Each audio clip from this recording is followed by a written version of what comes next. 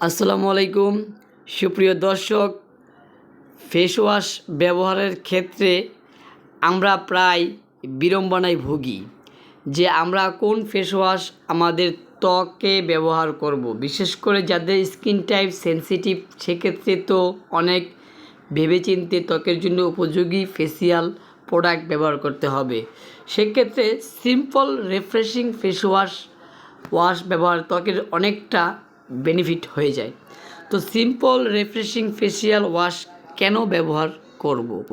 যাদের skin type sensitive, অর্থাৎ যাদের স্কিনে অল্পতেই রেশ, চুলকানি আরও নানা ধরনের স্কিন সমস্যা দেখা দেয়, তাদের জন্য সিম্পল রিফ্রেশিং ফেসিয়াল ওয়াশ ব্যবহার করা হয়। কারণ সিম্পল রিফ্রেশিং ফেসিয়াল ওয়াশে ক্ষতিকর উপাদান নেই যা ত্বকের ক্ষতি করে।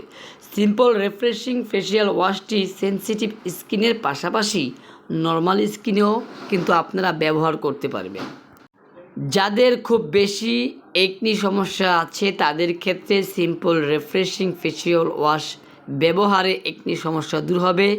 সিম্পল রিফ্রেশিং ফেসিয়াল ওয়াশে আছে ভিটামিন 5B, যা স্কিনকে ভিতর থেকে ডিপলি ক্লিন করে।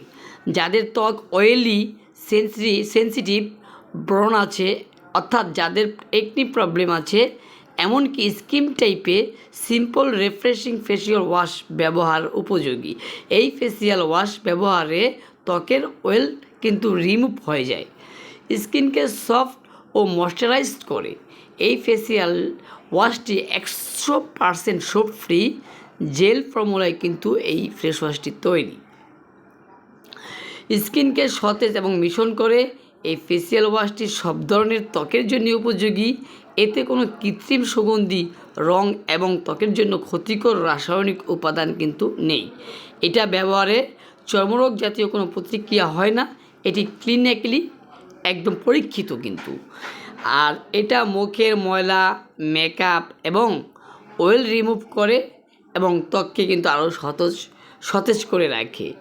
এই সিম্পল ফেস ওয়াশটি, রিফ্রেশিং ফেসিয়াল ওয়াশটি অত্যন্ত ভালো এবং সব ত্বকের জন্য কিন্তু এই ফেস ওয়াশটি কার্যকরী ভূমিকা রাখে।